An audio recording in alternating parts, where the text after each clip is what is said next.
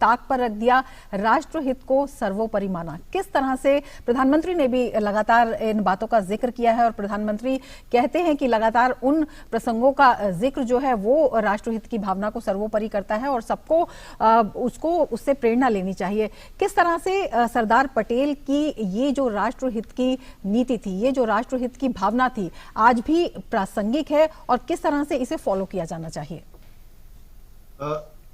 निजी हित को बिल्कुल दरकिनार करके राष्ट्रहित की तरफ ही एग्जाम्पल की जब बात आती है, सरदार पटेल उसके सबसे बड़े उदाहरण हैं।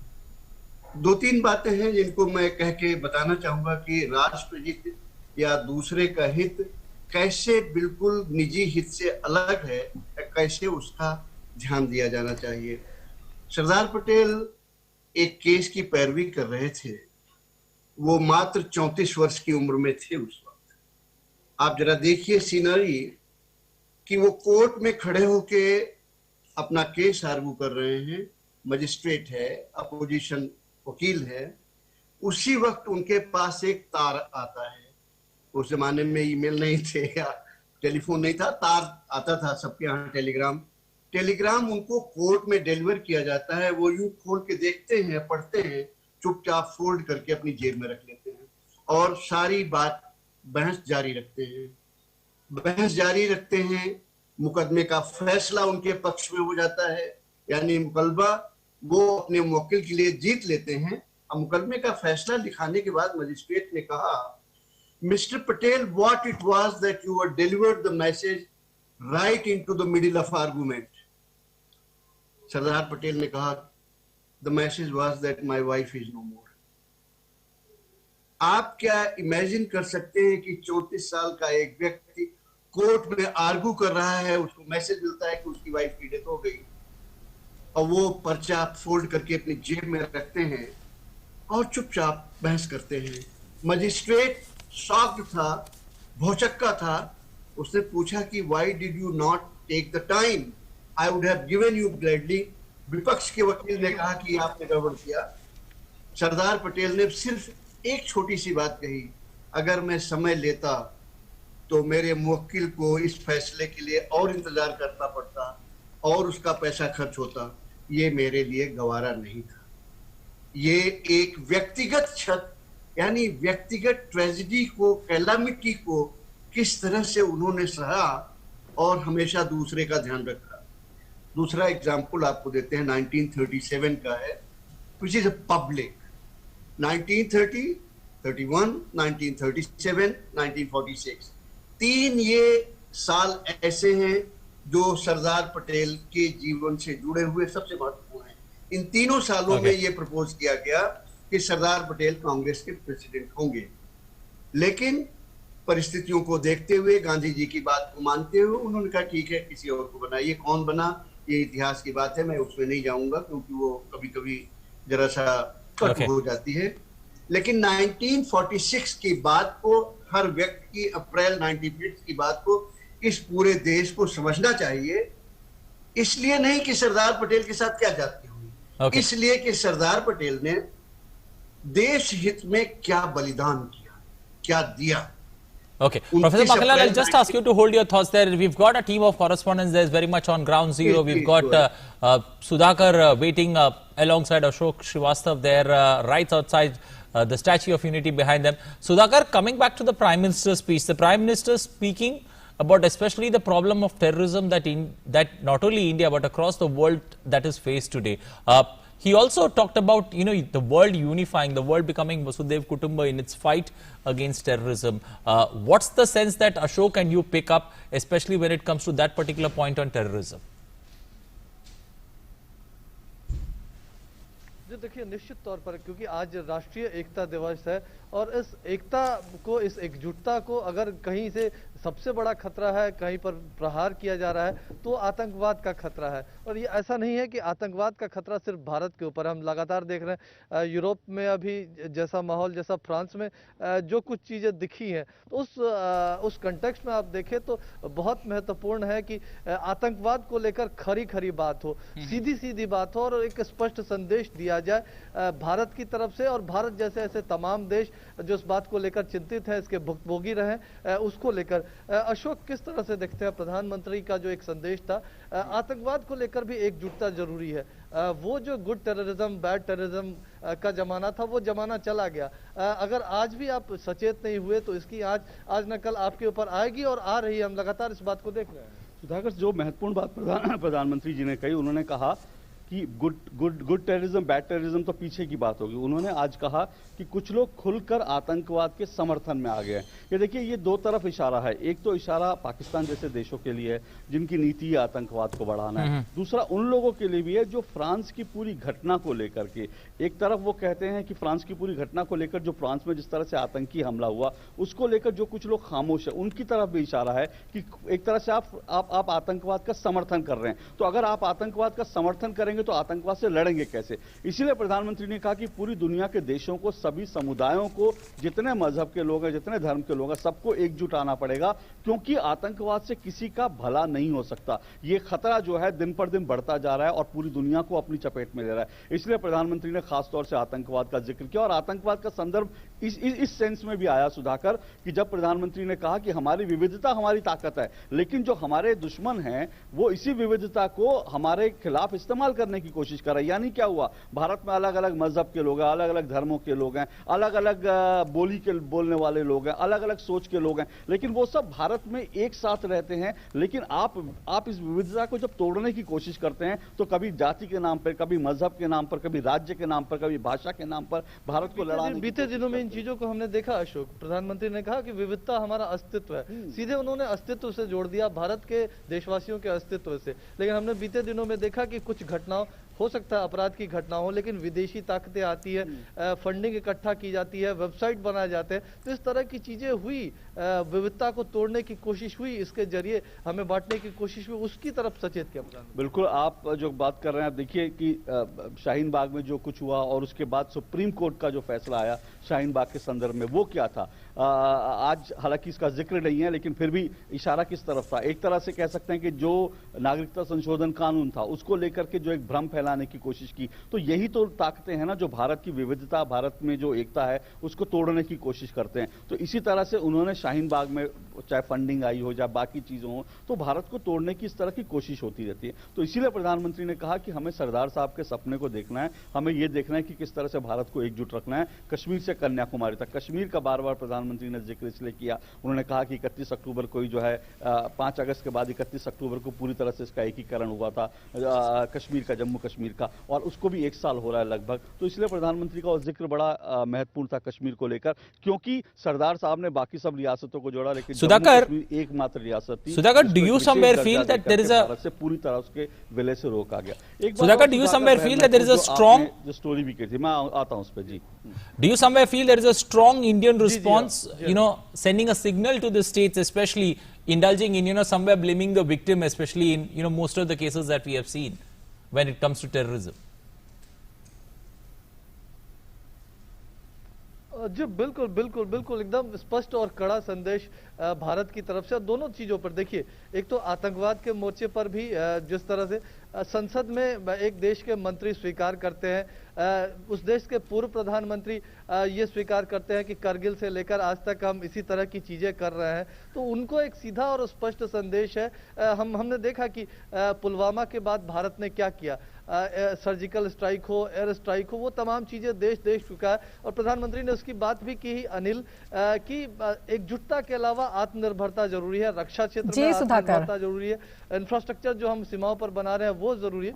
और वो चीज अशोक, आप किस रूप में इस चीज को देखते हैं कि ये जो प्रधानमंत्री बात कर रहे हैं कि एकजुटता तो बेहद जरूरी है ही, लेकिन आत्मनिर्भरता भी जरूरी है।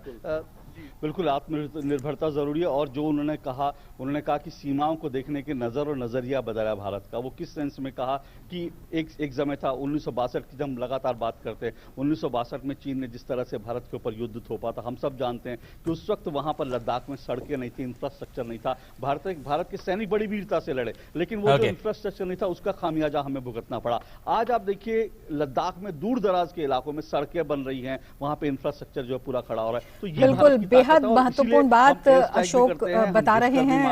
अशोक और सुधाकर, आप हमारे साथ बने रहिए। हमारे साथ कार्यक्रम में दो खास मेहमान भी बने हुए हैं। रामकृपाल जी, आपसे जानना चाहेंगे, जब आतंकवाद की बात होती है, प्रधानमंत्री नरेंद्र मोदी ने आज एक स्पष्ट संदेश इसके खिलाफ दिया है, तमाम देशों को एकजुटता का आह्वान का।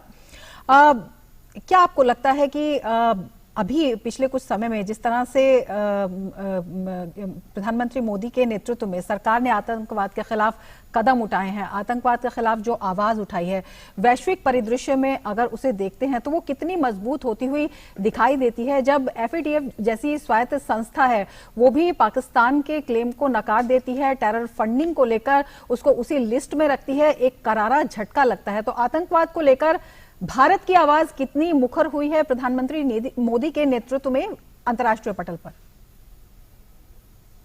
देखिए, जब मोदी जी 2014 में प्रधानमंत्री बने थे, उसी समय जब भी कोई भी ऐसा मंच आया है, चाहे वो अंतर्राष्ट्रीय स्तर पर या राष्ट्रीय स्तर पर, जहां हमेशा इस विषय को उठाया उन्होंने। और मोदी जी ने कहा था कि देखिए, कोई भी आतंकवाद कोई अच्छा बुरा आतंकवाद नहीं होता, गुड एंड बैड टेररिज्म में मत देखिए, आतंकवाद हमेशा बुरा ही होता है। तब उनकी बात को लोगों ने ध्यान से तो सुना था, लेकिन जो एक समर्थन मिलना चाहिए था पूरी दुनिया से, वो उस समय नहीं था। अब जैसे जैसे चीजें बढ़ रही हैं, जिस तरह से मोदी जी बार बार मंचों पर इस बात को उठाते रहे, आज देखिए धीरे धीरे ये बाकी दुनिया ने इस बात को मान लिया और पूरी बिरादरी ने, उसमें कोई ऐसा नहीं है कि यूरोप या हम अमेरिका की बात करें, खुद बहुत तमाम उन देशों ने भी जो खुद इस्लामिक कंट्रीज हैं, इस बात को माना है कि आतंकवाद एक नासूर की तरह है और आतंकवाद का डट करके मुकाबला किया जाना चाहिए। आज पूरी दुनिया से एक एक करके मोदी जी के उस बात को माना जा रहा है और तमाम देशों ने उस बात कुछ इसके प्रयास चल रहे हैं, कुछ अंतर्राष्ट्रीय स्तर पर है। लेकिन ये मत नहीं भूलना चाहिए, मोदी जी का जो इशारा था कि कुछ ताकतें, जैसा होता है अपने अपने स्वार्थों के लिए, राष्ट्रीय स्वार्थों के लिए, जिस तरह से राजनीति होती है देश में, ऐसे ही दुनिया में कुछ ताकतें हैं जो जानती तो है कि आतंकवाद एक खतरा है पूरी मानवता के लिए, लेकिन वो चुप हो जाती हैं या ऐसी ताकत कहीं न कहीं इनसे परोक्ष रूप से साथ देती है। पाकिस्तान में जिस तरह से हुआ है, केवल एक मंत्री का यह कबूल करना कि हम भारत में एक षड्यंत्र के तहत हमने 40 सैनिकों को मारा, एक कायरतापूर्ण कार्रवाई को स्वीकार करना, मैं समझता हूं यही उसके लिए काफी है। एक आतंकी देश घोषित करने के लिए अंतर्राष्ट्रीय संस्थाएं इस पे जरूर ध्यान देगी और निश्चित तौर पर आने वाले समय में आप देखिएगा कि मोदी जी ने जो एक बात कही थी कि आतंकवाद खराब है, इसमें अच्छा आतंकवाद, बुरा आतंकवाद, राष्ट्रीय आतंकवाद, गैर राष्ट्रीय आतंकवाद मत कीजिए। अब दुनिया इस बात को मानने लगी है और आतंकवाद के खिलाफ लड़ाई एक निर्णायक मोड़ पे पहुंच रही है। और मैं ये कहता हूं कि फ्रांस का जो अभी लेटेस्ट है, ये उदाहरण है सामने। धीरे धीरे दुनिया को खड़ा होना पड़ेगा। आतंकवाद किसी भी धर्म से कोई मतलब नहीं, उसका कोई धर्म नहीं है, कोई जाति नहीं है, कोई रंग नहीं है, वो आतंकवाद है। और उस आतंकवाद में मैं समझता हूँ मोदी जी की आवाज पूरी जोर ढंग से सुनी जा रही है, उनका समर्थन बढ़ रहा है। Professor Makanlal, when you underline what the Prime Minister's clear messages, the Prime Minister clearly telling one and all who have many doubts in their mind, you are entitled to your opinions, but you cannot have your own facts. That's exactly what he stated out today. Precisely, you cannot have your own fact or you cannot manufacture a fact. True. Fact remains fact, and in the interest of nation, it's always better to accept it. Now, today we are talking about France, but let us not forget that in last 10-12 years, right from America, 15 years, America, England, France, Germany, Scandinavian countries, Denmark, Spain, they have all been victims of terrorism one time or other, and several times. France, Germany, several times. But this whole concept of good terrorism and bad terrorism, now they are understanding They were trying to sell this to India, and some of the Indian parties, I'm very pained, I'm not angry on this. It pains me when they say Pakistan itself is a victim of terrorism, why we should blame for it. I mean, you keep snakes in your house and snakes bite you, and then everybody should say that you are not responsible for anything. That kind of situation has to be countered, and now people are realizing around the world. There are only two countries which have escaped this, Russia and China, because they have dealt with iron hand. Terrorism has to be dealt with iron hand. There is not. Huh? Yes. बिल्कुल मक्खनलाल जी, आपसे ये भी जानना चाहेंगे, जिस तरह से प्रधानमंत्री ने साफ तौर पर कहा कि परिस्थितियां बदली हैं और परिस्थितियों के साथ साथ जो समस्याओं से जूझने का, चैलेंजेस को लेने का तरीका है वो भी बदला है। सीमा की बात की और स्पष्ट तौर पर उन्होंने कहा कि सीमा को देखने का नजर और नजरिया दोनों ही बदला है। अगर हम बॉर्डर की बात करते हैं, किस तरह से आप देखते हैं पहले की स्थिति में और अब की स्थिति में, और किस तरह का बड़ा परिवर्तन आया है? देखिए, one of the basic reasons, जो सबसे बड़ा कारण था, हम अक्साई चीन को लूज कर गए, हम तमाम जगह कश्मीर को पाकिस्तान में वो चीन ने ले लिया, तमाम और जगह चीन ने ले ली। 1962 में चीन ने जो किया उसके पीछे सिर्फ एक कारण था, इंफ्रास्ट्रक्चर की कमी। जहां चीन एकदम आपके बॉर्डर तक सड़कें ले आ रहा है, हमने पूरा इग्नोर किया। मतलब 1947 आजादी से लेके 6, 5, 8 साल पहले तक सब इग्नोर किया गया। अटल बिहारी वाजपेयी जी ने पहली बार इन चीजों की तरफ ध्यान दिया कि हमें अपने बॉर्डर्स को सुरक्षित करना चाहिए। आज जब सड़कें बन रही हैं, पुल बन रहे हैं नदियों के ऊपर, हमारा मूवमेंट तेज हो रहा है, तो चीन क्यों परेशानी हो रही है? परेशानी इसलिए हो रही है कि उसे अब वो अपर हैंड नहीं मिलेगा कि जहां वो जिस बॉर्डर पे 1.5 घंटे में पहुंच जाता है, हमको पहुंचने में 1.5 महीने लगते थे। अब उसी बॉर्डर पे उसको 1.5 घंटे लगेगा तो हमें आधे घंटे लगेगा। इनसे परिस्थितियों का चेंज जो हुआ है, आपका घर, आपकी जमीन, अगर आप अपने घर के बॉर्डर पे, अपने जमीन के बॉर्डर पे नहीं पहुंच सकते तो निश्चिततः दूसरे उस पर कब्जा करेंगे। ये नैसर्गिक सिद्धांत है। लिहाजा जो इस तरह की बॉर्डर पर हमने इंफ्रास्ट्रक्चर क्रिएट करना शुरू किया है, उससे नजरिया भी बदलेगा, नजर भी बदलेगी, क्योंकि उनको तब ये नहीं लग सकता कि हम इसको लेके बैठ जाएंगे। चाहे डोकलाम रहा हो, चाहे आज पिछले 3 महीने से चल रही परिस्थितियां रही हो, उसके पीछे सिर्फ एक कारण है कि जिस द्रुत गति से वो चलते हैं, उससे ज्यादा द्रुत गति से हम चलेंगे। अगर वो बंदूक का इस्तेमाल करते हैं तो हम उससे बेहतर चीज का इस्तेमाल करेंगे। हमेशा ये ध्यान रखिएगा, विश्व दुनिया ताकत से डरती है और क्षमा उसी को शोभता है जो ताकत होते हुए भी क्षमा कर देता है। आप अगर कमजोर हैं और आप कहें हम शांति के पुजारी हैं, तो वो ढोंग है। शांति उसी को शोभा देती है जो अशांति में भी विजयी रहेगा। लिहाजा अगर आप शांति के पुजारी हैं तो बहुत आवश्यक है कि आप बहुत ताकतवर हो, और दुनिया ताकतवर की ही इज्जत करती है। यूनिपोलर वर्ल्ड हो चाहे बाइपोलर वर्ल्ड हो, आखिर रशिया और अमेरिका के यूनिपोलर और बाइपोलर वर्ल्ड के लीडरशिप का राज क्या था? Let us try to understand this. और हमें बहुत क्लियरली समझना पड़ेगा कि हमारी आत्मनिर्भरता जब तक नहीं आएगी, तब तक हम बिल्कुल अपने अटूट भारत और एक पूरी तौर पे वो भारत जिसकी दुनिया इज्जत करे, वो नहीं बन पाएंगे। और मुझे एक चीज कहने में बहुत गर्व है कि जो बात 1946-47 या 1937 से सरदार पटेल ने भारत की इकोनॉमी पे लिखना शुरू किया था, और उन्होंने ये बात कही थी कि हम बड़े बड़े डैम, बड़ी बड़ी फैक्ट्रियां बनाकर चीजों तो प्रोड्यूस करेंगे, लेकिन जो गांव में रहने वाली छोटी कस्बों वाली हुई आबादी है, उसकी जीविका का क्या होगा, हैंडीक्राफ्ट का क्या होगा, छोटे छोटे संसाधनों का क्या होगा जिससे लोगों की जीविका चलती है। उसका नतीजा क्या हुआ? हमने उस पर ध्यान नहीं दिया 1947 से। लिहाजा जो मार्जिन का आदमी था, गांव का आदमी था, छोटे कस्बे का था, उसकी जीविका सारी खत्म हो इस तरह से हुई कि मुझे हमेशा बाजार जाते समय शर्म लगती थी कि दीपावली के दिनों में गणेश और लक्ष्मी भी हम खरीद रहे हैं चाइना से इंपोर्ट किए हुए।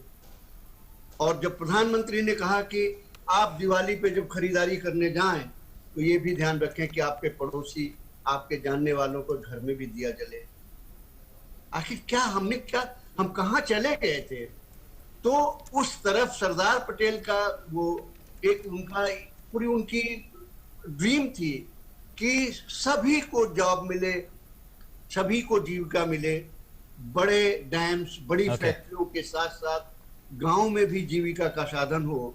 और जब मोदी जी आत्मनिर्भर भारत की बात कर रहे हैं, जब वो कह रहे हैं कि आपके पड़ोसी के घर में भी दिया जलना चाहिए, जब वो कह रहे हैं कि लोकल और वोकल का मतलब यही था कि सारी चीजें जिनको हमने पिछले 50 साल में गंवा दिया, हैंडीक्राफ्ट गंवा दिया, चीजों की महत्ता गंवा दी फैक्ट्री से प्रोड्यूस चीजों के चक्कर में, लिहाजा उनको जो आज टोटल मार्जिन पे चले गए हैं, उनको भी उतना ही सुखी रहने का हक है और उसमें उनको सुखी बनाने का जिम्मेदारी भी हमारी ही है। और अगर हम उनको सुखी बना पाए, उनके हैंडीक्राफ्ट को आगे बढ़ा पाए, लोकल के प्रति वोकल हो गए, तो आप यकीन माने आत्मनिर्भर के रास्ते में हम 80% से ज्यादा रास्ता तय कर चुके हैं। Okay, I'll ask both gentlemen there, both esteemed guests, to hold their thoughts, especially when it comes to deliberating further. Let's now listen into what Prime Minister Narendra Modi said on collective terrorism and India's fight against terror models. कुछ लोग आतंकवाद के समर्थन में खुल करके सामने आ गए हैं।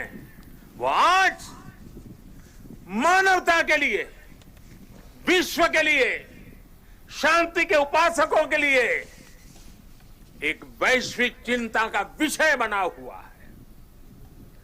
आज के माहौल में दुनिया के सभी देशों को, सभी सरकारों को, सभी पंथों को आतंकवाद के खिलाफ एकजुट होने की सबसे ज्यादा जरूरत है।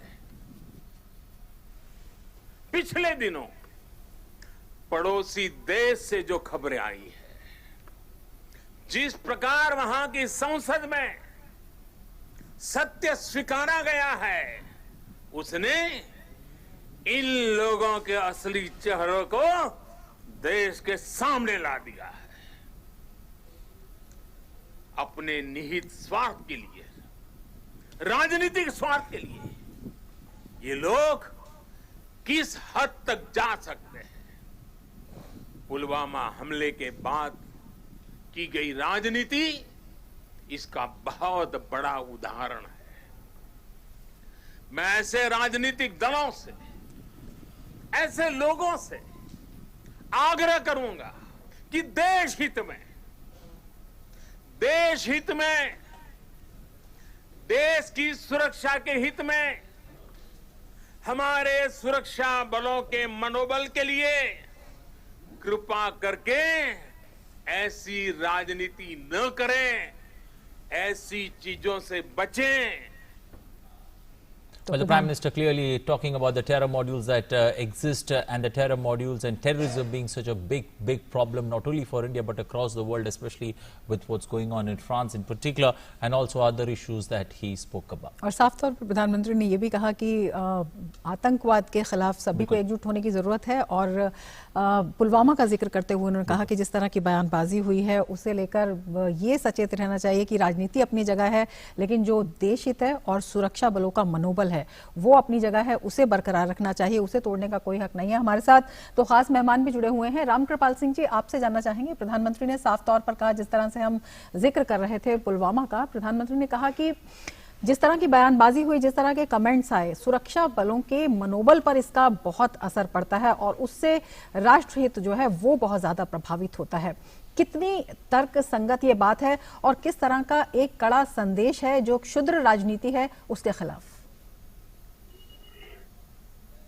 देखिए, जैसा मैंने पहले भी कहा कि प्रधानमंत्री जी नाराज कम दुखी ज्यादा थे, क्योंकि देखिए दुनिया में दो चीजें, अभी मक्खनलाल जी भी कह रहे थे, कहीं भी अपने ही देश को, अपने ही सैनिकों को जो बेचारे दिन रात जूझते रहते हैं -40 डिग्री में, कम से कम उन पर और राष्ट्र पर ये सोचना कि कोई ऐसी कार्रवाई कर सकता है वोट के लिए, अपने ही देश में कोई षड्यंत्र रचेगा, मेरा ये कहना था कि कम से कम इससे निश्चित रूप से मनोबल कमजोर होता है और दुनिया में कहीं भी किसी भी मुल्क में अपने ही राष्ट्र के खिलाफ उसके हितों को नुकसान पहुंचाने के लिए वोट की राजनीति कहीं नहीं की जाती है।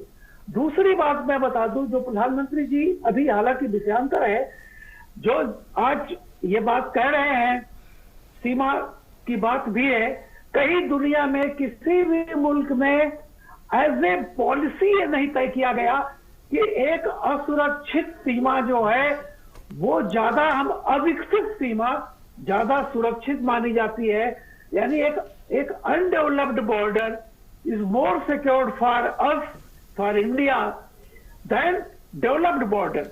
ये नीति के तहत काम किया गया, जिसके कारण आज हम पीछे रहे। और जैसा कि उन्होंने कहा कि जब से हमने विकास का गति पकड़ी है, तब से ये जो मोदी जी कहते थे कि देखिए ना हम आंख झुकाएंगे ना आंख दिखाएंगे, हम हमेशा आंख मिलाएंगे, आंख में आंख डाल के बात करेंगे। और भारत की आज वही नीति है। आक्रामकता हम में नहीं है, लेकिन मोदी जी कहीं कह रहे थे कि सुरक्षा से खिलवाड़ न कोई विदेशी ताकत कर सकती है, और अपने देश की राजनीतिक पार्टियों से अपील कर रहे थे कि कृपया आप भी ऐसा कुछ न करें जिससे हमारे सैनिकों का मनोबल गिरे और देश में एक गंदी राजनीति की शुरुआत हो। तो ये जो पाकिस्तान को उन्होंने उदाहरण दिया, ये अपने आप में है कि पाकिस्तान का मंत्री कह रहा है कि हमने ये गंदी हरकत की थी, और हमारे देश के बड़े बड़े पार्टी के लोग कह रहे थे कि नहीं ये तो मोदी जी का खुद का कारनामा है, हमारे अपना ही कारनामा। Well, Professor Makhanlal also with us. Professor Makhanlal, we are into that festive season, especially in India. But having said that, the Prime Minister also stressed on Atmanirbhar Bharat. Having, when you look at Atmanirbhar Bharat, how do you look at this particular festive season, and what needs to be done? Especially a lot of steps being taken by the ministries and respective ministries to help, find a footing in Atmanirbhar Bharat. But, where do you see? Are we looking at short-term solutions or long-term? No, Atmanirbhar Bharat is and has to be a very long-term solution. Okay. Because a few years in nation's life is nothing, and actually few years can be destructive. But when we go for construction way, few years is nothing, and therefore Atmanirbhar Bharat has to go a long way to make India one of the most strong and powerful nation. When I say strong and powerful nation, I talk in terms of all aspects, whether it is polity, whether it is I'm not talking politics, I'm using the word polity, whether it is a polity, whether it is the army, whether it is economy, whether it is people living at the lowest level, they also become strong financially and socially and other way around. So we have to have a development which affects all walk of life, all levels of people, all aspects of our life.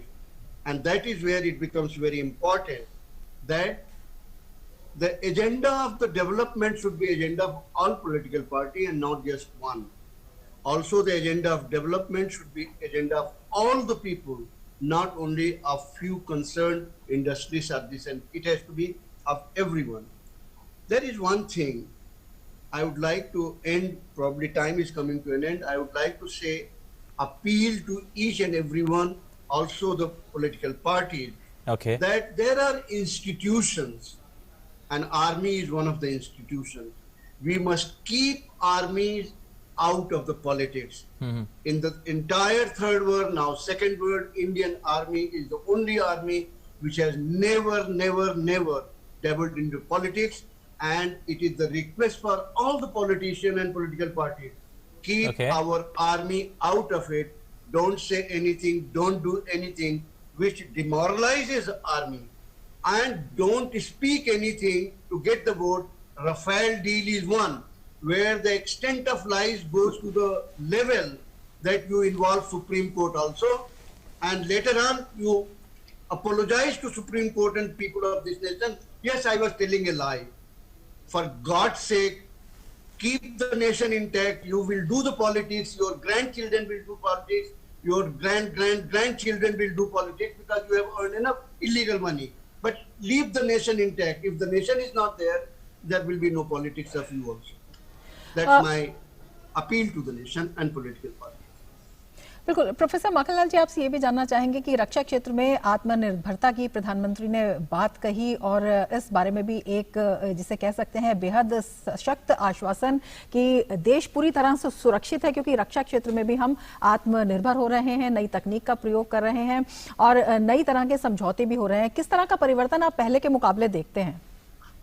देखिए, आत्मनिर्भरता की तरफ हमने जो कदम शुरू में रखे थे, चाहे HAL बना, हिंदुस्तान एरोनॉटिक्स बना या और तमाम फैक्ट्रियां बनी, आइडिया ये था कि धीरे धीरे हम अपने डिफेंस की चीजों के प्रोडक्शन में आत्मनिर्भर हो जाएंगे, हमें खरीदना नहीं पड़ेगा।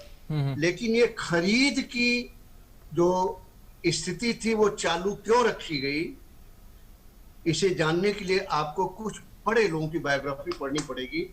JRD टाटा की एक ऑटोबायोग्राफी है, बहुत ब्यूटीफुली उन्होंने एक चीज लिख दिया, मैं नाम नहीं लेना चाहूंगा इस वक्त। इलेक्शन आया तो उन्होंने कहा कि भाई हमेशा चंदा मांगा जाता था, लेकिन इस साल अब इलेक्शन में चंदा क्यों नहीं मांगा जा रहा है। तो उन्होंने कहा कि नहीं, प्राइम मिनिस्टर ने डिसाइड किया है कि हम बजाय इंडस्ट्रीज से और लोगों से चंदा मांगे, डिफेंस डील में इकट्ठा पैसा मिल जाता है तो इलेक्शन के लिए पार्टी चलाने के लिए काफी रहेगा। I am not saying this is in JRD Tata's autobiography. इस तरह से और कई भी एग्जाम्पल हैं, और इस तरह की जो किकबैक, जो घूस लेने की हमारी परंपरा डिफेंस डील में पड़ी, वो आज तक कायम रही, लिहाजा हम आत्मनिर्भर नहीं हो पाए। गोली खरीदिए, बंदूक खरीदिए, तो हर चीज खरीदिए, कुछ अपने घर में न बनने दीजिए। हमें अब उस रास्ते से हटने पर निजात मिल रही है, चीजें बनने की बात हो रही है। जो चीजें खरीदी गई हैं उसमें आपने देखा कि एक क्लास हमेशा जुड़ा रहेगा कि शुरू से ही इन चीजों के कुछ पार्ट्स, कुछ चीजें हमारे देश में बनेंगी, कुछ आएंगी, और धीरे धीरे वो पूरी की पूरी चीजें, रफेल भी इसी देश में बनने लगेगा। तो एक ये रास्ता खुला है और हमें बहुत बहुत ध्यान रखना पड़ेगा कि ये रास्ता बंद नहीं होना चाहिए।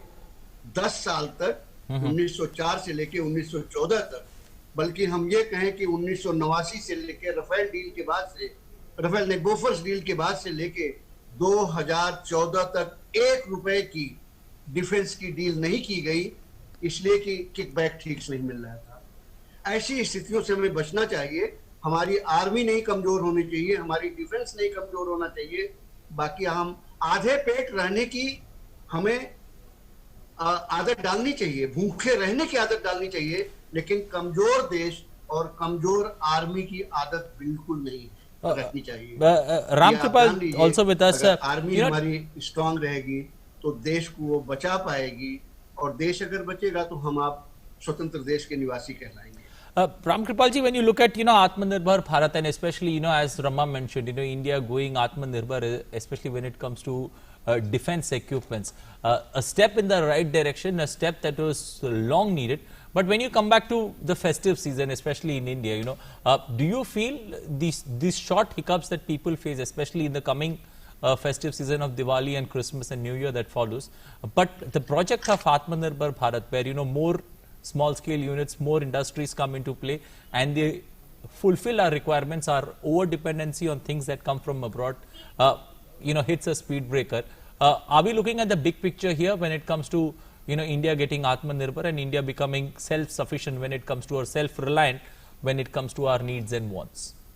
Always remember what आत्मनिर्भर की बात जो प्रधानमंत्री ने कही थी, उसका देखिए, उसका मतलब ये नहीं होता है कि कोई भी मुल्क जितनी चीजें हम इस्तेमाल करते हैं सब खुद हम बना देंगे, ऐसा नहीं है उनका कल्चर। कहना भी ये था कि जिस चीज में हमारा स्पेशलाइजेशन है वो कम से कम जो चीजें हम खुद बना सकते हैं वो तो हम बनाएं, और जो चीजें हम नहीं बना रहे हैं वो चीजें, उसमें सिर्फ पदार्थ नहीं मंगाएंगे, आइटम पक्का माल नहीं मंगाएंगे, वो तकनीक का भी हम करेंगे। टेक्नोलॉजी हमारा बहुत सारी चीजों में बहुत देशों की विशेषता होती है, तो उनका जो वोकल फॉर लोकल था कि हमारे अपने उत्पाद जिसमें हम कुशल हैं, जो हम बना सकते हैं, उसमें उसको इस स्तर पर ले जाए कि वो अंतर्राष्ट्रीय मतलब बाकी दूसरे देशों को भी एक्सपोर्ट हो, हमारी अपनी जरूरत पूरी हो और वहां भी जाए। प्लस जो चीजें हम मंगा रहे हैं उसकी तकनीकी हम मंगाएं और खुद हो सके तो मेक इन इंडिया यानी हम अपने यहाँ उसको बनाना शुरू करें ताकि और वो यहीं से दुनिया में सप्लाई करें। अगर आप देखेंगे बहुत सारा इसका प्रमाण मैं बताता हूँ रोज, आप कभी प्रिंट मीडिया को उठा करके देखिए। अभी उत्तर प्रदेश का उदाहरण है, हर एक जिले का मैं पहली बार देख रहा हूँ कि किस जिले में क्या विशेषता है, आजमगढ़ की क्या है, फैजाबाद की क्या है। ऐसे ही नॉर्थ ईस्ट को देख लीजिए, नॉर्थ ईस्ट के आज वो कपड़े सब जगह आ रहे हैं। तो धीरे धीरे ये जो मोदी जी ने संदेश दिया था, कम से कम ये अब नागरिकों में एक चेतना आ रही है और अंतर्राष्ट्रीय जो समीकरण बदले हैं उससे भी हम में एक स्वदेशी की भावना आ रही है। और ये जो गांधी और दीनदयाल और इनका सपना ही था कि देखिए खेती बाड़ी गाय दुधारी पढ़े लिखे नर नारी हो, ग्रामोद्योग घरेलू धंधे घर घर चरखे जारी हो, यानी स्थानीय रोजगार, इसके दो ही मूल मंत्र थे, ट्रस्टीशिप और विकेंद्रीकरण। विकेंद्रीकरण हो, जो चीजें बहुत सहज ढंग से हम माचिस गांव में बना सकते हैं, साबुन गांव में बना सकते हैं, कपड़ा बना सकते हैं, क्यों नहीं बना सकते हैं। जैसा कभी प्रोफेसर साहब कह रहे थे, गणेश की मूर्ति हम चाइना से क्यों खरीदेंगे, गणेश हमारे यहाँ रहे। हमारे हजारों हजार साल पहले मूर्ति कला में जो भारत को स्थान था दुनिया में किसी का नहीं रहा है। शिल्प जो हमारे यहाँ रहा है कहीं नहीं रहा है। धीरे धीरे हमको चेतना जगाने की जरूरत है। जो चीज हम जानते हैं, जो बना सकते हैं वो बनाएंगे, जो चीज नहीं बना सकते वो मंगाएंगे, उसको बनाना सीखेंगे। ये रहा हमारा आत्मनिर्भर भारत का कंसेप्ट।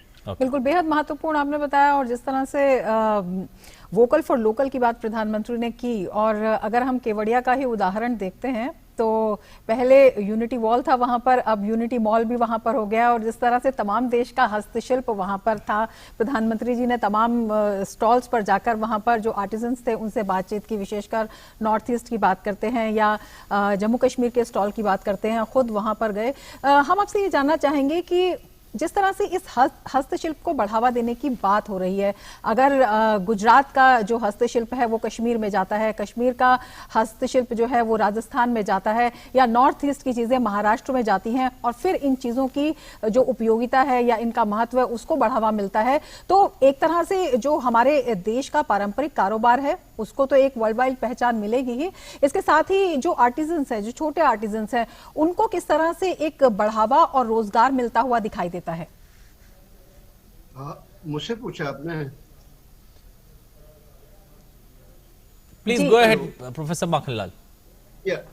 देखिए, एक 1966 में एक पुस्तक आई थी, इंटीग्रल ह्यूमनिज्म, एकात्म मानववाद। दीनदयाल उपाध्याय जी का ये इकोनॉमिक चिंतन था, और उस इकोनॉमिक चिंतन की लबोलुबाब बात ये थी कि हमारा पूरा का पूरा इकोनॉमिक मॉडल इस तरह का होना चाहिए जिसमें जो लोएस्ट लेवल का आदमी हो उसको भी काम मिले, उसको भी रोजगार मिले, उसको भी, और उसके रोजगार की कीमत, उसके काम की कीमत ऊपर तक जाए। लिहाजा जो आपने कहा कि हमारे जो आर्टिजन्स हैं, आप ये जान लीजिए हमारे जो हैंडीक्राफ्ट परंपरागत हैं वो 100, 200, 400 साल पुराने नहीं हैं। हमारे तमाम वो हैंडीक्राफ्ट कम से कम 5000 BC 7000 सालों से लगातार चलते आ रहे हैं। मैं इतिहासकार और पुरातत्ववेत्ता हूं तो मैं कभी बता सकता हूं आपको कौन कौन से हैंडीक्राफ्ट हैं जो 5000 BC में शुरू हुए और आज भी गांव की, शहरों की परंपरा में बन रहे हैं, चल रहे हैं। दुर्भाग्यवश पिछले 35-40 सालों में जब से ये तमाम WTO ये सब चला, उसका नतीजा ये हुआ कि हम अपनी सारी परंपराएं, सारे हस्तशिल्प कौशल, सारी चीजें भूल गए।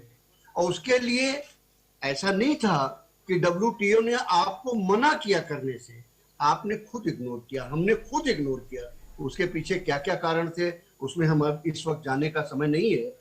लेकिन एक चीज जो बहुत आसान है करना, और WTO के अंतर्गत ये आसान है करना कि हम अपने पूरे आर्टिजन्स को, सारे लोगों को, लोएस्ट से लोएस्ट तबके के लोगों को ऊपर तक ले जा सकते हैं, सारी दुनिया के सामने रख सकते हैं। हम इतनी ही बात नहीं कि मणिपुर की चीज राजस्थान जाए, राजस्थान की चीज तमिलनाडु जाए, हम तो इस बात को कह रहे हैं कि मणिपुर की चीज अमेरिका जाए, इंग्लैंड जाए, राजस्थान की चीज फ्रांस, इटली जाए। हमारा उद्योग ऐसा हो, हस्तशिल्प ऐसा हो कि सारी दुनिया में हम अपना झंडा गड़वा सके। हम क्यों नहीं गड़वा सकते? इंडस सिविलाइजेशन, सरस्वती सिविलाइजेशन का जो हस्त कौशल था दुनिया में, पूरी दुनिया में, वो तब तक नहीं आया जब तक कि 14वीं 15वीं शताब्दी में, यानी लगभग 6500 सालों के बाद जब पोर्सलिन आया, चाहे चीन में आया, चाहे मिडिल ईस्ट में आया, जहां भी आया, पोर्सलिन के आने के बाद हम सारी दुनिया उस लेवल पे पहुंच चुकी हस्त कौशल में, जहां हम 5000 6000 साल से थे। तो आज सबसे बड़ी जिम्मेदारी हम सब की ये है कि हस्तशिल्प को वापस ले आएं, रीजनरेट करें, और उसका ये बड़ा फायदा होगा कि आर्टिजन्स सिर्फ लुटियन दिल्ली में नहीं रहता, आर्टिजन सिर्फ बॉम्बे के फिल्म इंडस्ट्री में नहीं रहता। आप किसी गांव में चले जाइए, उसका हस्त कौशल देखिए, चाहे वो मिट्टी के बर्तन बनाने की बात हो। आप गोरखपुर चले जाइए, अभी रामकृपाल जी बात कर रहे थे, गोरखपुर में मिट्टी के जो बर्तन बनते हैं, मिट्टी की जो मूर्तियां बनते हैं, वो सारी दुनिया में जाती हैं। ओके। इसी तरह से आप बस्तर चले जाइए, बस्तर में जो कास्टिंग होती है, मेटल कास्ट जो किया जाता है छोटे छोटे चीजों का, चाहे वो जानवर हो चाहे पक्षी हो, वो आज का नहीं है, हजारों साल का है, और दुनिया में उस तरह की कास्टिंग बहुत कम जगह पे होती है। हम अपनी चीजों को भुलाएं ना, बल्कि उनको आगे बढ़ाएं। ऐसी तमाम चीजों की लिस्ट मैं दे सकता हूं जो दुनिया में और कहीं नहीं होती। चाहे बस्तर की बात कही हमने, चाहे राजस्थान, पूरे आप नॉर्थ ईस्ट में चले जाइए, आसाम में चले जाइए, मणिपुर में चले जाइए, सिक्किम में चले जाइए, जिस तरह से हथकरघे पर जिस तरह के वस्त्र बनते हैं और जिस तरह की डिजाइनें बनती हैं, दुनिया में कहीं नहीं बनेंगी। लेकिन सारी दिक्कत यह है कि हमें माल से फुर्सत नहीं मिलती, हमें पैकेट में बंद कमीजों को खरीदने से फुर्सत नहीं मिलती, हम जाके देख ही नहीं पाते हैंडीक्राफ्ट का पूरा। शायद ही मैं अक्सर जाता हूँ जो इस पूरी की पूरी बाजार जो हैंडीक्राफ्ट की है, हम शायद ही कभी पाते हैं। Okay. Ramkripal ji, quickly taking the thought forward, vocal for local, you know, especially is Kevadia a great example? Kevadia is a great example of vocal for local. Does that put pressure on other states now to follow suit? It should not put the pressure. It should become an example to emulate. True. I don't believe that it should work as a pressure, but every state should take it as example, as inspiration to duplicate it. Ramkripal ji, your thoughts on that issue? बिल्कुल सही कह रहे हैं। ये तमाम राज्यों ने इसकी शुरुआत कर दी है। देखिए, मैं वही कह रहा हूं कि एक सुनते हैं कि फर्नीचर बनाने वाला भी कोई मल्टीनेशनल आ रहा है। आप देखिए, असम, बंगाल, पूरे नॉर्थ ईस्ट के बेत और बांस के फर्नीचर, आप देखिए कितने वो पर्यावरण के लिहाज से कितना खूबसूरत बनता है। तो बात वही है कि जहां जहां जो ये प्रतिभाएं छिपी हुई थी, जिनके लिए मार्केट नहीं मिल पा रहा था, प्रतिभाएं हैं, उत्पाद भी हैं, मार्केट नहीं मिल रहा था, उसके लिए मार्केट देने की कोशिश की जा रही है, और सारी स्टेट इसमें लगी हुई है। जो मैंने अभी उत्तर प्रदेश का उदाहरण दिया, आप कभी देखिए दिल्ली में जब सिल्क बाजार लगता है, कितना बढ़िया, कितनी तेजी से खरीदारी होती है, या प्रगति मैदान में व्यापार मेला होता है, आप कभी जाइए वहां पे, कोई भी उत्पाद जो आता है, जैसे खादी है, खादी कहां से कहां पहुंच रही है।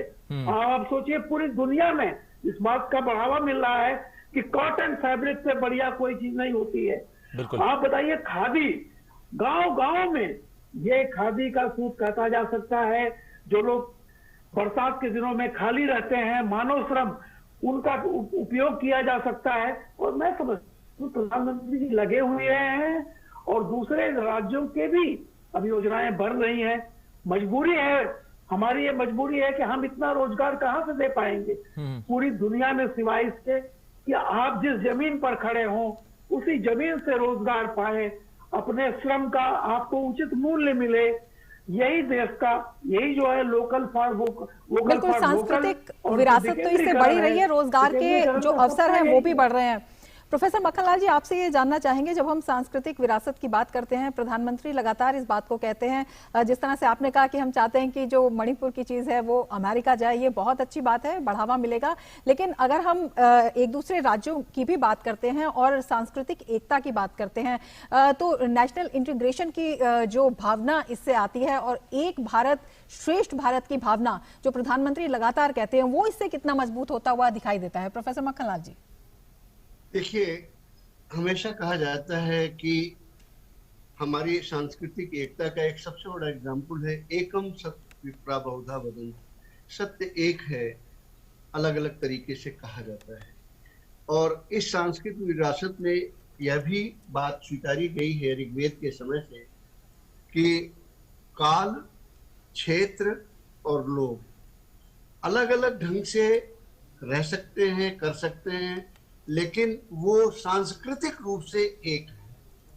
और सबसे अच्छी बात यह होती है कि जब चीजों आदान प्रदान होता है, हमेशा ध्यान रखिएगा, आदान प्रदान से संबंध मजबूत होते हैं, वो चाहे विदेश से हो, चाहे आपस में एक दूसरी स्टेट से हो।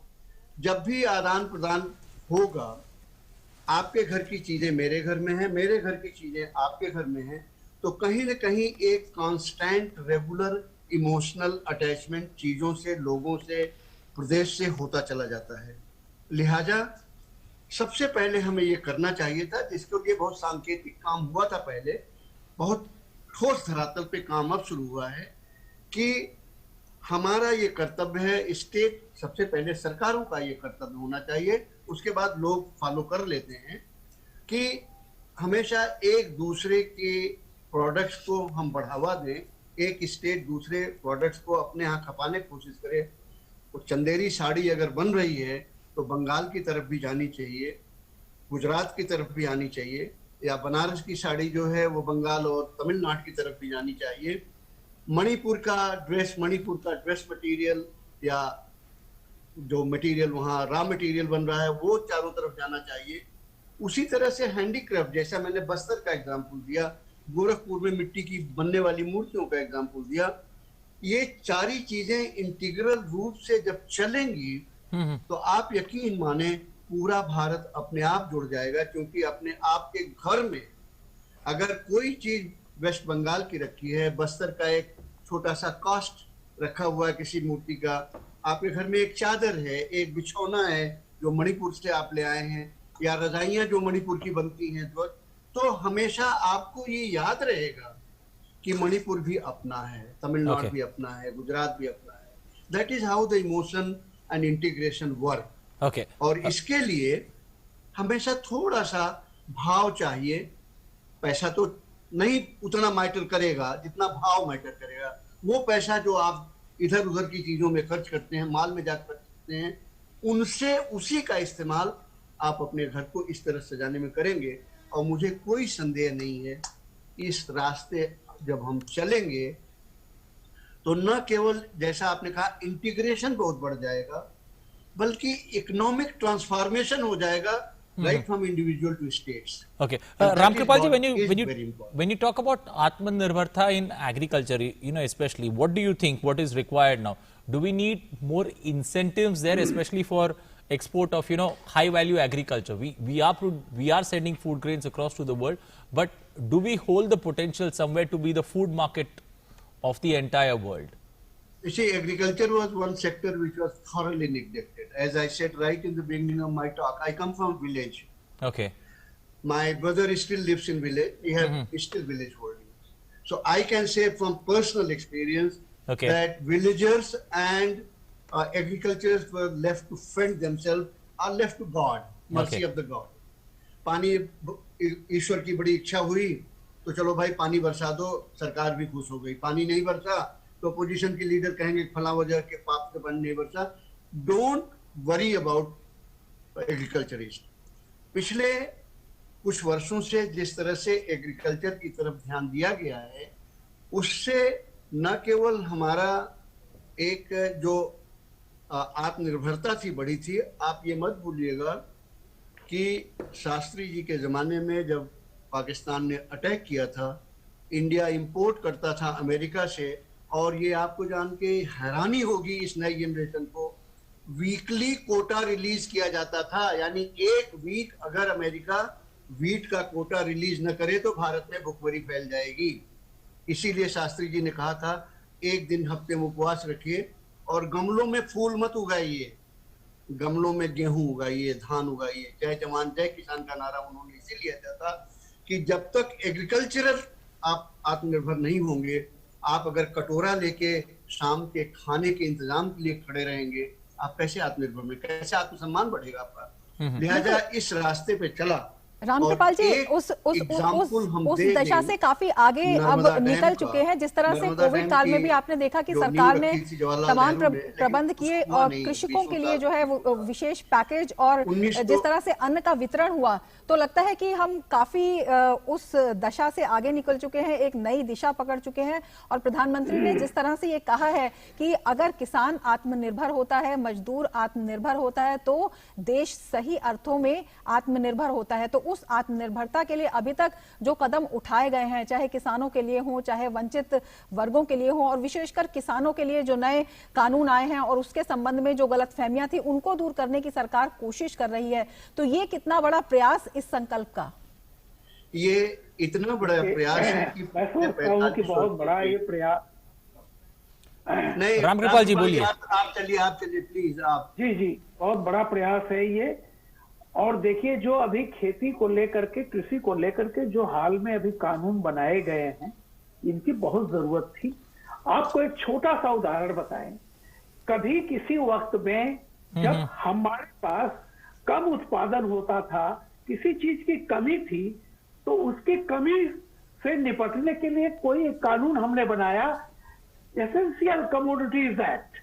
वो कानून इसलिए बना था कि किसी चीज की कमी थी, कि वो संकट से उबरने के लिए कैसे उसका वितरण हो। वो कानून तब भी आ गया जब हम कमी से सरप्लस में आ गए। यानी आज का जो किसान का संकट कई बार आता है, वो कमी का संकट नहीं है, वो सरप्लस का संकट होता है। बहुतायत, जब चीजें बहुतायत में पैदा हो गई तो उनकी कीमतें घट जाती है, तो उससे संकट किसान को क्या होता है, वो अलाभकारी हो जाता है, लागत का मूल्य भी नहीं मिलता। तो कुछ कानून ऐसे थे जिनका जो दम तोड़ चुके थे, लेकिन किन्हीं कारणों से, वो राजनीतिक कारणों से, आप भगवान जाने, वो चलते जा रहे थे। तो किसान को चौधरी चरण सिंह ने, मुझे याद है उत्तर प्रदेश के मुख्यमंत्री थे, उन्होंने एक बात कही थी। उन्होंने कहा था किसान को स्वाभिमानी बनाइए, उसको कर्जदार मत बनाइए, किसान को उसके श्रम का उचित मूल्य मिले, उसके उत्पाद का उचित मूल्य मिले, इसके लिए उसको बाजार दीजिए, वो स्वतंत्र हो, आजाद हो अपनी चीज बेचने के लिए। और मोदी जी ने ये जो अभी कई कानून बनाए हैं, निश्चित तौर पर ये भारत के कृषि इतिहास में क्रांतिकारी ये कानून है, बदलाव हैं। आप देखिएगा उसका असर शुरू हो गया है। कुछ ट्रेनें हमारे यहाँ चलाई गई, किसान ट्रेनें। आप देखिए हकीकत में क्या है कि उसकी ज्यादा डिमांड हो रही है। अब क्या है कि ट्रेन अगर मान लीजिए साउथ से चलेगी और दिल्ली तक आएगी, 18 घंटे में, 22 घंटे में ट्रेन पहुंच जाती है, तो आप ये सोचिए कि सुदूर दक्षिण का कोई भी माल तुरंत पहुंच सकता है, एक दिन के भीतर वो दिल्ली पहुंच सकता है। नागपुर का संतरा अगर आए तो वो नॉर्थ ईस्ट में उत्तर प्रदेश तक पहुंच सकता है, 24 घंटे के भीतर पहुंच सकता है। ये जो चीजें हुई हैं, ये सुधार हुआ है, तो कृषि निश्चित रूप से बढ़ी है। लेकिन क्या होता है कि हम लगातार विकास की प्रक्रिया में हैं। कई बार समय और समाज के साथ, बाजार के साथ, आज देखिए पिछले 20 सालों में तकनीकी ने जितनी क्रांति की है, उतनी 1000 साल में तकनीकी ने क्रांति नहीं की होगी। तो अब टेक्नोलॉजी का देखिए, टेक्नोलॉजी का फायदा गांव के किसान को, आज जानते हैं गांव के किसान के हाथ में मोबाइल रहता है, उसमें मैसेज आता है कि तुम्हारा गन्ने का पैसा तुम्हारे बैंक में आ गया है।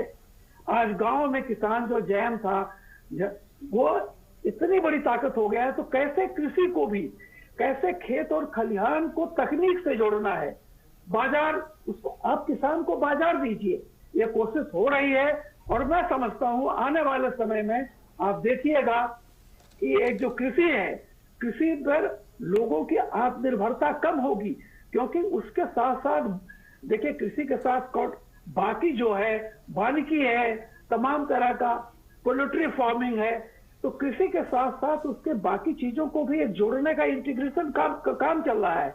आज मैंने अभी अखबार में पढ़ा है, आज के अखबार, कि एक किसी किसान ने पराली का धंधा करके करोड़ रुपया कमाया है। आज के अखबार में आया है, मुझे याद है नहीं अखबार का नाम। सोचिए जिस पराली के संकट से आज पर्यावरण का इतना बड़ा हो रहा है, आज एक बड़ी सुखद खबर है कि किसी ने पराली का बिजनेस किया, जो भी किया होगा उसको खरीदा होगा या उसको हरियाणा में पेहोवा गांव में, हरियाणा के पेहोवा गांव का। हाँ आप बताइए। तो वही मैं कह रहा हूं कि देखिए इसमें तकनीकी को जमीन से, गांव से सुदूर ले जाना है, गांव को शहर में नहीं लाना है, तकनीक को गांव में ले जाना है। इसीलिए मैं जो विकेंद्रीकरण कह रहा था, जो गांधी का और दीनदयाल का सपना था कि विकेंद्रीकरण और ट्रस्टीशिप, हम एक दूसरे के लिए जीते हैं, मेरा माल तुम खरीदो, तुम्हारा माल मैं खरीदूंगा। अगर कोई एक हुनर है, हम कोई एक प्रोडक्ट बना सकते हैं, हम मिट्टी का घड़ा बना सकते हैं, मिट्टी का घड़ा दे करके दूसरा हमें उसके बदले में चरखा काटता है, सूत दे सकता है, तो एक्सचेंज ऑफ कम्युनिटीज भी हो सकता है। ग्रामीण लेवल पर कभी होता था ही। तो मैं समझता हूं कि जितना ही ज्यादा तकनीक का आज इस्तेमाल आप करेंगे, उतना ही मणिपुर का एक आदमी, उसकी कॉटेज है, अगर उसकी बांस की चारपाई या बांस की उसकी कुर्सी, फर्नीचर बहुत सस्ते में एक पूरब की तरफ जाती है, बनारस में कोई शौकीन होता है, आप देखिए बेत का और बांस का जो सौंदर्य है, जो प्राकृतिक मैसेज भी है, वो किसी भी चीज में नहीं है। कितना भी आर्टिफिशियल चीजें ले लीजिए, बात वही है कि एकीकृत बाजार मिले, बाहर भेज सके हम, दुनिया में भी एक्सपोर्ट कर सके हम। इसके लिए तकनीकी और बाजार, इन दोनों के लिए मोदी जी अथक प्रयास कर रहे हैं, सारे राज्यों के मुख्यमंत्री भी कर रहे हैं।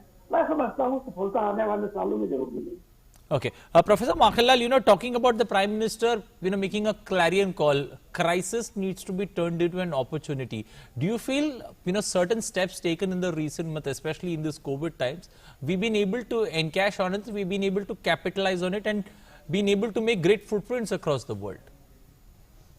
Yes, very correctly.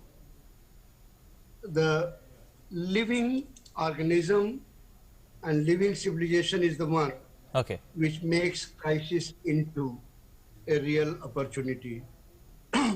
If you carefully go through for the last 6-8 months, the way things have happened in rural areas, leave alone the politics, I'm talking about the people to people.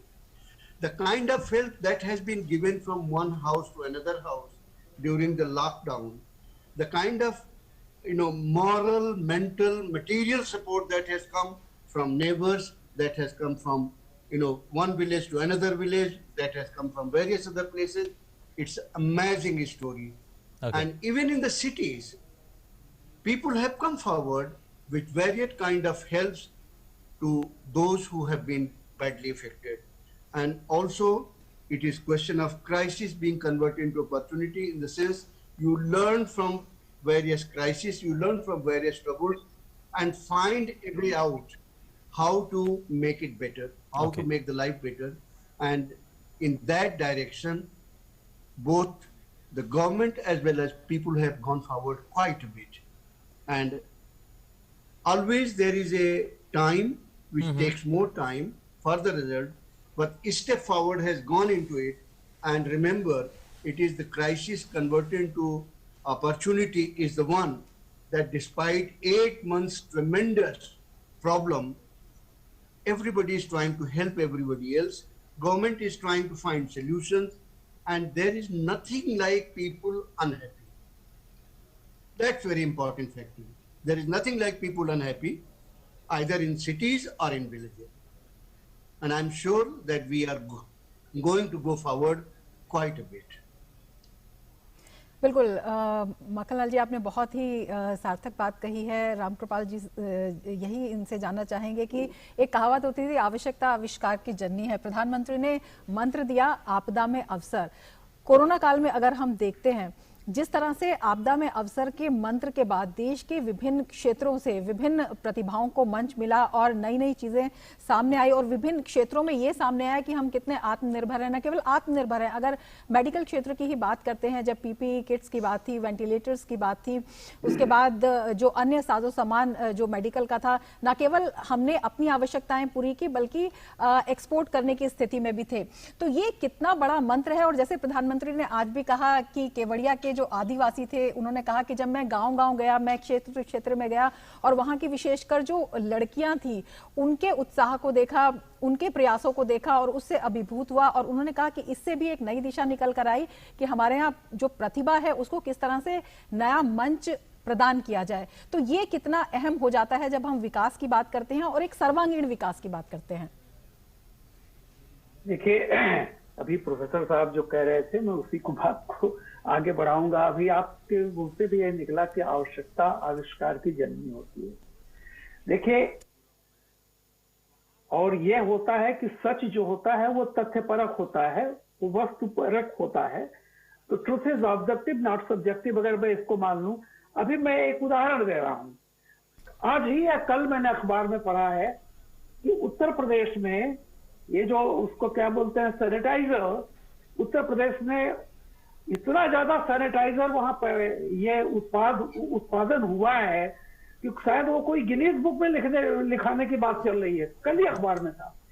तो आप देखिए कि कैसे जिस चीज का एक crisis जो होती है ना, हमेशा एक क्राइसिस आपको नए नए हुनर, जो आपका हुनर है उसको और निखारती है।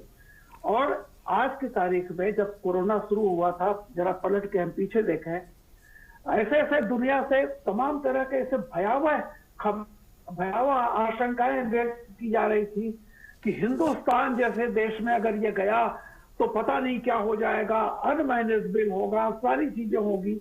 और आज अखबार में देख रहे हैं तो कैजुअलिटी यानी कुल मिला के जिससे कहते हैं कि मौत की संख्या प्रतिशत के हिसाब से या कुल दुनिया में कैसे कैसे वो तमाम विकसित देशों में दोबारा जिस तरह से आ रहा है, हमें नहीं कहते हैं कि हम संकट से मुक्त हो गए हैं, लेकिन हम आज बेहतर स्थिति में हैं। और वे तमाम आशंकाएं जो लोग दुनिया में व्यक्त की जा रही थी कि हिंदुस्तान कैसे निपटेगा, हम निपट के हमने दिखा भी दिया है, आगे भी हम निपट लेंगे। तो एक उदाहरण आपको बता रहा हूं कि जैसे ही कोई चुनौती आती है, चुनौती आना बहुत जरूरी है, क्योंकि जब तक चुनौती नहीं आती तो कई बार हमें देखते हैं कि बड़े हम लोग वो ठीक है जी, चलता है, हो जाता है। लेकिन जैसे ही चुनौती आती है वैसे ही हमारी विल पावर, हमें हमारी इच्छा शक्ति, एक तरह से जैसे वो रामचरितमानस में जिक्र आता है कि हनुमान जी को ताकत का एहसास नहीं होता था तो किसी को बताना पड़ता था कि काचुक साज रहा बलवाना, भाई आप तो ताकतवर हो, आप तो कुछ भी कर सकते हो, पूरा पहाड़ उठा ला सकते हो। तो ऐसे ही होता है। मैं कहूंगा अगर एक वाक्य में एक किसी का शेर है कि मुश्किलें ही मुश्किलें हैं राह मंजिल में, यहाँ हौसले ही हौसले हैं आजमाने के लिए। तो क्या होता है कि ऐसा कुछ नहीं है, हमारे पास ताकत है, विल पावर है, इच्छा शक्ति है, सब कुछ है। उसे एक लीडरशिप चाहिए हमेशा की जो उसको आगे बढ़ाए। और मैं आज कहता हूं, आज की तारीख में जैसा मैं कह चुका हूं कि लगातार मोदी जी वो व्यक्ति हैं जिन्होंने 5 साल का टारगेट दिया और 5 साल में पूरा करके दिखाया। 2013 में कहा था कि एक हम ऐसा मूर्ति लगाएंगे जो दुनिया में सबसे ऊंची होगी एकता दिवस रूप में। आज वो सिर्फ मूर्ति ही नहीं है, आज वो पूरे हिंदुस्तान की सामाजिक, आर्थिक और सांस्कृतिक परिवर्तन और चेतना का जीता जागता वो गांव उदाहरण है। और मैं यही कह रहा हूं कि उससे पूरा ये दुनिया के लोग प्रेरणा लेंगे। आज जो विदेश से पर्यटक वहां आ रहे हैं, तो ऐसे ही मेरा ये मानना है कि देखिए कोई भी चुनौती होती है हम उसका सामना करने को तैयार हैं। और 5 साल का मोदी जी ने जो लक्ष्य रखा है कि न्यू इंडिया और इतने तक हम इतने बिलियन की इकोनॉमी बनेंगे, मुझे पूरा भरोसा है। देखिए सिवाय इसके कि हम ये नहीं कहते कि भरोसा रखिए, क्योंकि एक लीडर ऐसा है जो जिसने टारगेट फिक्स किया और करके दिखा दिया। बहुत सारे नेता इस तरह की बातें करते हैं कि टारगेट देते हैं, खुद कभी कुछ कर नहीं सके, लेकिन कम से कम ये है कि एक टारगेट जो देते हैं को पूरा करते हैं। और मुझे पूरा विश्वास है कि आने वाला भारत एक बदलता हुआ भारत नजर आएगा, सक्षम भारत, आत्मनिर्भर भारत, विकेंद्रित भारत, ये आने वाला सपना हमारा है। Okay, to both gentlemen, I'll quickly take closing comments from both of you before we move forward. Especially coming to Professor Makhanlal, also Ram Kripal Singh. First, coming to Professor Makhanlal, people joining in at this point of time. Prime Minister's speech, the first speech that he made this morning. The big three takeaways that one could quickly give it to our audience. The big three takeaways. First from Professor Makhanlal, followed by Ram Kripal ji. Three big take away from Prime Minister. Think for the country. Rashtra is one and it is above everything else. Number two, be Atmanirbhar. Atmanirbhar Bharat is the only solution for the rest of the world to face. And three, आप सेनाओं के मनोबल को कभी नीचा मत करिए, उन्हीं के दम पर हम स्वतंत्र हैं और स्वतंत्र रहेंगे। ये तीनों चीजें हमें हमेशा ध्यान रखना चाहिए। Well, also, Ram Kripal ji, what's your sense, when you look at takeaways from a Prime Minister's speech, what are the big takeaways that you look at, that, audiences joining us, who are catching this particular telecast late, what are the big takeaways that the Prime Minister has given in his opening address? देखिए, प्रधानमंत्री जी का जो लफ्ज हुआ था वो है कि हम होंगे कामयाब एक दिन, लगातार हम कामयाब होते जा रहे हैं और आगे भी कामयाब होंगे। जो उन्होंने एक सशक्त भारत, मजबूत भारत, समृद्ध भारत का जो सपना मोदी जी का है, एक नया इंडिया, ताकतवर भारत, लेकिन वो ताकत किसी को नुकसान पहुंचाने के लिए नहीं। वो ताकत, जैसा कि प्रोफेसर साहब ने कहा था, दिनकर ने जो लिखा था, क्षमा सोचती उस भुजंग को जिसके पास गरल हो, उसको क्या जो दंतहीन विश्रहित विनीत सरल हो। यानी ताकतवर कोई क्षमा सोचती है। हम जरूर कामयाब होंगे। आने वाला भारत, लगातार हम हर चुनौतियों का सामना कर चुके हैं। और लास्ट में एक शेर फिर कहूंगा कि फैज की राह सरबसर मंजिल, हम जहां पहुंचे कामयाब आए। बिल्कुल, बेहद महत्वपूर्ण और हर क्षेत्र में कामयाबी की बात प्रधानमंत्री नरेंद्र मोदी करते हैं। और ये विशेषकर देखने में आया है कोविड काल में, जिस तरह से शुरुआत में लग रहा था कि जो स्थिति को संभालना है, किस तरह से स्थिति को संभालना है, लेकिन जिस तरह से समय के हिसाब से निर्णय लिए गए, तमाम वर्गों का ध्यान रखा गया, तमाम क्षेत्रों के लिए वित्त मंत्री पैकेज लाई, प्रधानमंत्री का पैकेज लेकर आई और तमाम क्षेत्रों को बढ़ाने की कोशिश की गई। विशेषकर अगर हम मजदूरों की बात करते हैं, प्रवासी मजदूरों के सामने एक बड़ा संकट उस समय दिखाई दे रहा था, लेकिन उनके लिए भी तत्काल इंतजाम किए गए। तकनीक की बात राम कृपाल जी हम कर रहे थे कि तकनीक का जो है बहुत योगदान है किसी भी चीज को आगे बढ़ाने के लिए। तो तमाम ऐसी कोशिशें उस वक्त की गई कि जिस तकनीक से नई चीजें बनाई जा सकती हैं और जिस चीज में उनकी एक्सपर्टीज है उसे उसमें इन्वॉल्व किया जा सकता है।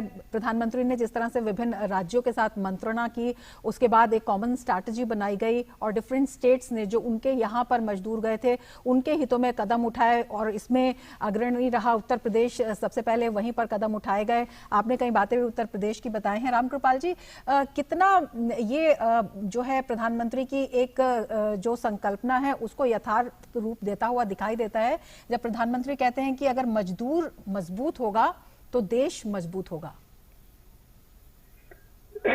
देखिए, बिल्कुल मजदूर और किसान, ये उन्होंने खुद सरदार पटेल का ये वाक्य कहा था कि मजदूर और किसान ही इस धरती पर विकास का काम करते हैं। जो भी विकास हो रहा है जाहिर सी बात है उसमें वो है, लेकिन हाँ अब आगे आकर के कि एक जिसको कहते हैं कि तकनीकी और दिमाग, इंटेलेक्चुअल, जो ये भी रहा है आज की तारीख में, कहीं न कहीं उनका सबका सम्मिश्रण है। जरूरत इसी बात की है कि तकनीक को किस हद तक विकेंद्रित किया जाए। जैसे आप एक भारत बन रहा है जहां पे जो है कि ब्रॉडबैंड हर गांव में पहुंचेगा। अब आप सोचिए कि कोरोना ने क्या किया है। कोरोना में एक ऐसा संकट आया है कि आप ऑफिस नहीं जा सकते। उसका नतीजा क्या है कि आज ये जो आप ऑनलाइन, आप दुनिया में कहीं भी बैठ करके कहीं किसी भी कंपनी के लिए काम कर सकते हैं।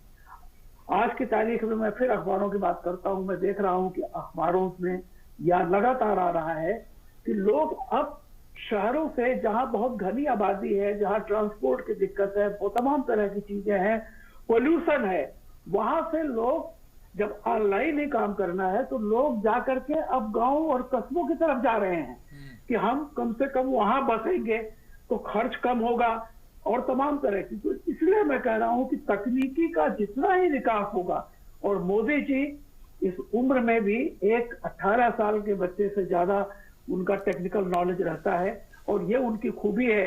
इसीलिए युवा और मोदी जी में जो कम्युनिकेशन है जितना एक बेहतर रहता है, वो पूरे देश के लिए एक फायदेमंद चीज होती है कि आदमी तकनीक का एक हंगर रहती है, भूख रहती है कि कैसे हम इसको बढ़ाएं, गांव के आम आदमी, मजदूर, किसान तक ये बात पहुंचे और वो लाभ जो शहर में बैठा हुआ आदमी ले रहा है, आज ब्रॉडबैंड का लाभ उस गांव के सुदूर किसान को भी पहुंचे।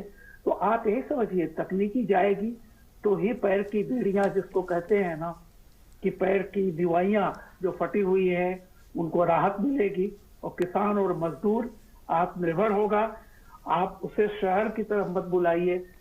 शहर की वो सुविधाएं जो आज शहरी नागरिक पाता है, अगर तकनीकी जाती है, बिजली पहुंच चुकी है, कहते हैं गैस सिलेंडर पहुंच चुका है, घर इंसान के ऊपर एक छत हो गई है, क्या चाहिए आपको? खुली हवा, प्रदूषण मुक्त हवा। तो ये जो चीजें हैं, मैं समझता हूं कि मुझे पूरा भरोसा है आने वाला समय एक बेहतर, एक बदलते हुए भारत का समय है और मुझे उम्मीद है, मैं आशावादी हूं। जैसे मोदी जी हमेशा एक आशावादी रहते हैं, उनकी सोच रहती है, मुझे भी है। और 60% हमारे देश की आबादी युवा है, मत भूलिए। एक इतना बड़ा हमारा पावर बैंक है, जहां पे इतनी युवा शक्ति है, तो आने वाला भारत निश्चित तौर पर दुनिया के मानचित्र पर एक बहुत विकसित भारत के रूप में उभरेगा। ये मेरी शुभकामनाएं हैं। जो नया इंडिया है, नई तरक्की की ओर अग्रसर है। प्रोफेसर माखनलाल जी, अगर हम इतिहास की तरफ थोड़ा जानना चाहें आपसे, जिस तरह से प्रधानमंत्री जी ने किसानों की बात की, किसानों के उद्धार की बात की, और प्रधानमंत्री लगातार ये कहते हैं कि जो सरदार पटेल के अनुभव हैं, सरदार पटेल की जो बातें हैं, वो प्रेरणादायक हैं, वो अनुकरणीय हैं। किसानों की अगर हित की बात जाती है, जिस तरह से सरदार पटेल ने, चाहे खेड़ा संघर्ष हो, चाहे बारडोली आंदोलन हो, उसमें किसानों के जिस तरह से एक अग्रणी नेता के तौर पर, उनके एक जिसे कहते हैं कि एक संरक्षक के तौर पर वो निकल कर आए। अब किसानों की हित के लिए जिस तरह के कदम उठाए जा रहे हैं, किस तरह की समानता आप देखते हैं? प्रधानमंत्री जिस तरह का संकल्प लेते हैं किसानों के हित में। देखिए, भारतवर्ष का जो किसान था या जो हस्तशिल्पी थे, उन्हें समय समय पर जिस तरह की तकनीकी डेवलपमेंट हुए वो उनको उपलब्ध थे। यही वजह है कि चाहे वो अजंता एलोरा से लेकर आप चलिए और एलिफेंटा की केव से लेके ताजमहल से लेके चले आइए, सब जगह ये तकनीकी हमारे शिल्पियों को, हमारे किसानों को मिलती रही है, जिससे उनका डेवलपमेंट बराबर होता रहा। लेकिन जब एक बार अंग्रेजों ने कब्जा किया तो उन्होंने जो तकनीक डेवलप होती गई उससे किसानों को, शिल्पियों को, सबको वंचित रखा, जिसकी वजह से उनका जो नैसर्गिक डेवलपमेंट होता था, जो समय के साथ, कहते हैं ना, समय के साथ चलने की बात प्रक्रिया थी, वो रुक गई। उसका नतीजा ये हुआ कि किसान पीछे हो गया, हमारा जुलाहा पीछे हो गया, तकनीक में हमारे जो आर्टिस्ट थे वो पीछे हो गए। और जो चीज 1947 में वापस आ जानी चाहिए थी, कि अंग्रेजों ने तो इसलिए इनको रखा तकनीक से वंचित, जिससे ये आगे न बढ़ सके और हम कच्चा माल इंग्लैंड ले जाके बना के फिनिश प्रोडक्ट यहाँ ले आए। यानी पूरे के पूरे देश को तकनीक से वंचित रखा गया। दुख की बात यह हुई कि 1947 के बाद जो ये परिवर्तन आना चाहिए था, कि जिस तकनीक से हमारा देश की पूरी पॉपुलेशन, सभी आर्टिस्ट, सभी किसान वंचित थे, उनको उन्हें उपलब्ध कराना चाहिए था। ये चीज नहीं हुई। पिछले 8-10 वर्षों में जब इस तरफ ध्यान दिया गया, और स्पेशली किसानों के, चाहे वो खेती की तकनीक हो, चाहे वो फर्टिलाइजर के इस्तेमाल की बात हो, ये शास्त्री जी के जमाने में किया गया। लेकिन पिछले मोदी जी के समय से आने के बाद से जिस द्रुत गति से हमने इस तरफ ध्यान दिया, चाहे तकनीक की अवेलेबिलिटी हो, चाहे उनको शिक्षा देने का काम हो, चाहे उनको ट्रेनिंग देने का काम हो, चाहे आर्टिस्ट को तकनीक देने का काम हो, वो जिस तेजी से गया है, इसमें मुझे कोई संदेह नहीं है कि बहुत जल्दी आपको एक नया भारत, वो भारत दिखाई देगा जो सोने का चिड़िया कभी कहा जाता था। सोने की चिड़िया सिर्फ पंख से ही नहीं लगेगी, उसकी चोंच भी होनी चाहिए, उसकी आंखें भी होनी चाहिए, उसके पैर भी होने चाहिए। वो उस तरफ हम जा रहे हैं जब समग्र रूप से हम आगे बढ़ रहे हैं। आज किसान के पास वो टेक्निक है। अभी रामकृपाल जी बता रहे थे, हमारे गांव में भी कुछ बच्चे हैं जो मल्टीनेशनल कंपनीज में काम करते थे। कोविड बंद हो गया, वो अपने गांव में घर में आराम से बैठ के काम कर रहे हैं अपनी कंपनी, मल्टीनेशनल कंपनीज के लिए, ऑर्डिनरी नहीं। तो ये जो स्थिति बनी है कि गांव में किसानों को भी वो तकनीक प्रोवाइड की जा रही है, वो चीजें, वो सुविधाएं प्रोवाइड की जा रही हैं, चाहे वो मकान की बात हो, चाहे उज्ज्वला योजना की बात हो, चाहे मोबाइल टेक्नोलॉजी की बात हो, चाहे इंटरनेट की बात हो। All this will make a lot of difference. 1903-4 के बाद गुजरात में पहला ऐसा प्रदेश हुआ जिसमें 24 घंटे बिजली गांव में किसानों को, गरीब को 3 फेज की 24 घंटे की बिजली दी जाने लगी। उसने पूरे गुजरात को बदल के रखा। बिल्कुल। हम जब इन छोटी छोटी चीजों पर ध्यान देंगे कि किसानों को भी बिजली चाहिए, न कि सिर्फ शहर में, न कि सिर्फ फैक्ट्री में, किसानों को भी गांव में भी इंटरनेट चाहिए, न कि सिर्फ शहर में। All this will make tremendous qualitative change and there is no doubt that sooner than later we will be really सोने का चिड़िया। और अभी जब हम बात कर रहे थे कि कोविड को, crisis gives the opportunity to develop and also manage better, तो हम, आप लोग टेलीविजन से जुड़े हैं, आप लोग ज्यादा बेहतर देखते हैं, दिन रात आप लोगों ने कोविड की बात की, लेकिन आपने भी ये कहा कि सारी दुनिया से बेहतर हमने कोविड को टैकल किया है। बिल्कुल। चाहे वो न्यूज़पेपर ले लीजिए, सारी दुनिया से there have been lesser number of, despite huge population, there has been lesser number of deaths, there has been lesser number of spread. We have managed this far better than the developed world in the country, in the world. Okay. And that is why I have no doubt that given the opportunity, Indians always do better. Okay. Whether it is America, whether it is England, whether it is France, whether it is world. Entire modern technology is handled by Indians, be it in America, be it in Europe. Okay. So if given the opportunity in the home itself, I don't think that there is going to be any problem, and we will become the world leader. Okay, there's not going to be much of a problem. In 18th century, right from earliest time, right from 9th century, 1000 BC, till almost about 18th century, we were the world leader.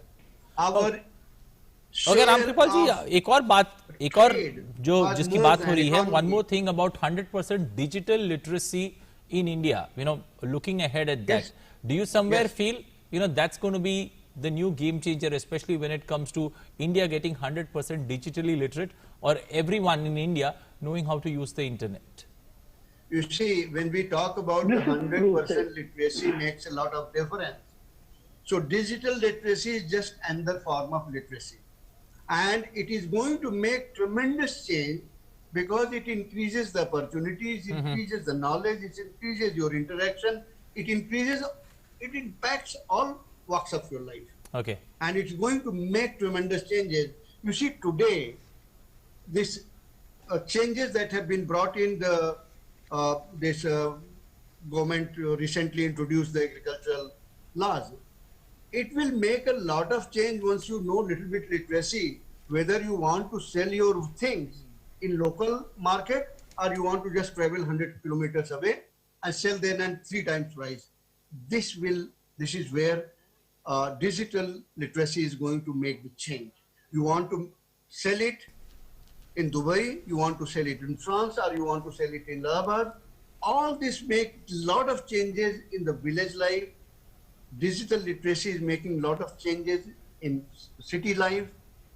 So there is no doubt that more and more we go digital, more and more we go towards this. more and more problem will be reduced. Everywhere I will talk something which I will touch the nerves, and that is the corruption in the offices, corruption in the bureaucracy. More and more we have gone digital, more and more we have digitized the thing. Corruption has been going away. Okay. Corruption was always thought that it is such a cancer that India can never get rid of it. But look at, once you can get your properties details digitally, why will you go to visit the office and pay money? So I'm just giving you a short example, very of which I have also faced. When a agriculturist goes to Tahsil to get something, he had to pay. But now more and more digitization of the figures taking place, you are getting rid of the corruption. Okay. So Ram Kapal ji, digitization is going to make the qualitative change and also the quantitative change in the life of people. qualitative and quantitative change is what